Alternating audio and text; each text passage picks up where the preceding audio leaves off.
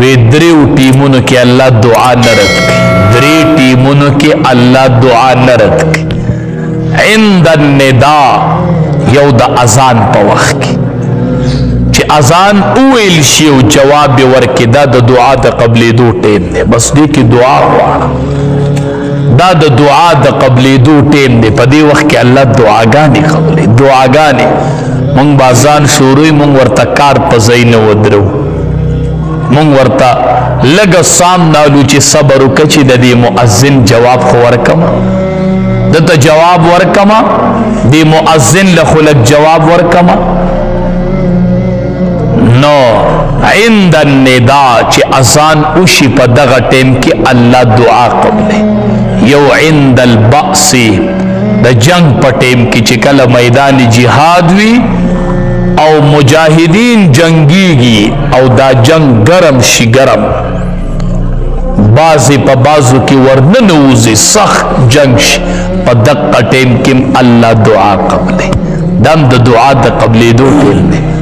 او تحت المطر یو چې کله باران شروع شي دغه ټیم کې الله دعا قبلې.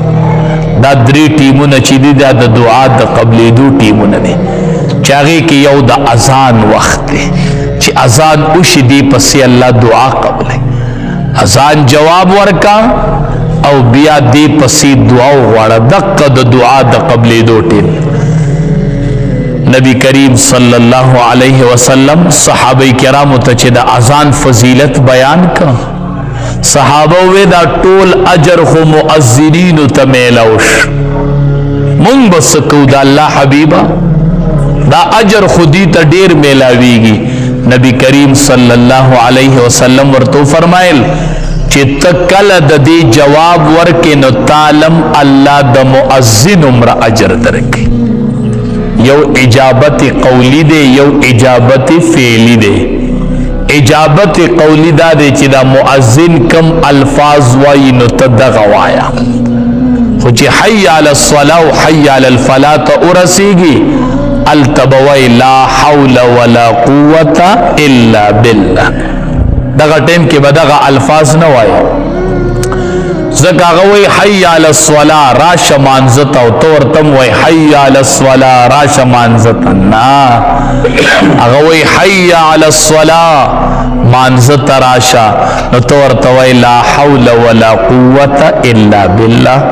که د ګنانم بنده بچ کیږي نو د الله په توفیق بچ کیږي، او که نیکیم بنده کوي نو د الله په توفیق کوي. نو الله دی توفیق را کی چې زه درشم او دا مونځ وکړم. دې ته اجابتي فعلي وایي، دې ته اجابتي فعلي وایي. نو د اذان با په خلم جواب ورکوي او په پیل سره به جواب ورکوي. را روان بشي جمعات ته به راشي او جمعات کې به کینې او مونځ به وکړي، د مؤذن جواب ورکوي، د مؤذن جواب ورکوي. د دواړو جهانو سردار او فرمایل وی د قیامت په ورځ سخت ورځ ده، حساب به شروع وي او درې کسان به د مشکو په غونډو باندې ناسي. هلته به حساب کتاب شروع وي او دا بعضې کسان چې دي دا به د مشکو په غونډو باندې ناسي. د حساب کتاب ټیم وي او دی به د مشکو په غونډو باندې ناسي، ځان له به مزې کوي، د مشک غونډو باندې به ناسي. یو هغه کس دی چې هغه مؤذن وي، هغه اذان کوي، اذان دی به د مشکو په غونډو ناسي مؤذن چې کله خلق په حساب کې مشغولي. یو هغه امام دی چې هغه قوم له امامت کوي او قوم تینا رضا وي، قوم له امامت کوي او قوم تینا رضا وي. دی بم د مشکو په غونډو باندې سیلونه کوي. او یو مؤذن چې کله اذان کوي دا ډیر لوی صفت دی د نبی کریم صلی الله علیه وسلم. یو بیبی وا ام سلمہ رضی اللہ تعالی عنہا داغی نمو، دا د نبی کریم صلی اللہ علیہ وسلم پا بیبیانو کی دا. نبی علیہ السلام ورتوی ام سلمہ دعا در تخیمہ، تا تا یو دعا خیمہ، تا ته دعا خیم هغه ورته وایي د الله حبیبه وښیه راته ډېره قیمتي دعا یې ورته وښودله ځان له یې شروع کو کور کې زنانو ته م وښیه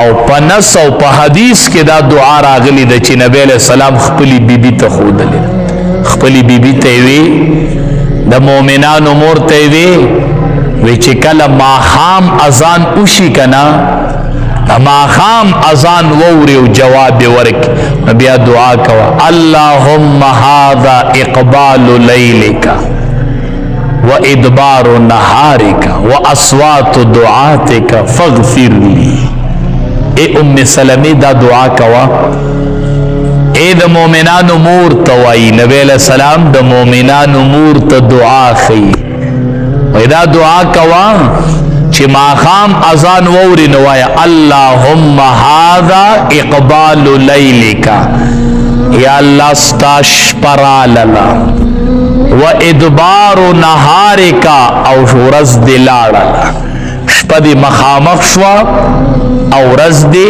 لاړه و اصوات دعاتک او یا الله د مؤذنینو د اوازونو وختونه دی الله ارزه کې الله اکبر الله اکبر الله شپه دې لاړله ورځ دې لاړله د ورځ تلل دي او د شپې راتلل دي و اصوات دعاتک او د مؤذنینو اوازونه دی الله ډیر برکتی ټیم دی فاغفر لی یا الله ما ته بخښنه وکړه یا الله ما ته بخښنه وکړه د نبی علیه السلام د مؤمنانو مور ام سلمه رضی الله تعالی عنها ته دعا ښیي چې دا دعا د ماښام د اذان نه پس کوه هر اذان نه پس الله دعا قبلی خدا دعا نبی علیہ السلام خپلی بیبی ته وښودله زنانو چې اذان جواب ورکوي ماښام وای اللهم هذا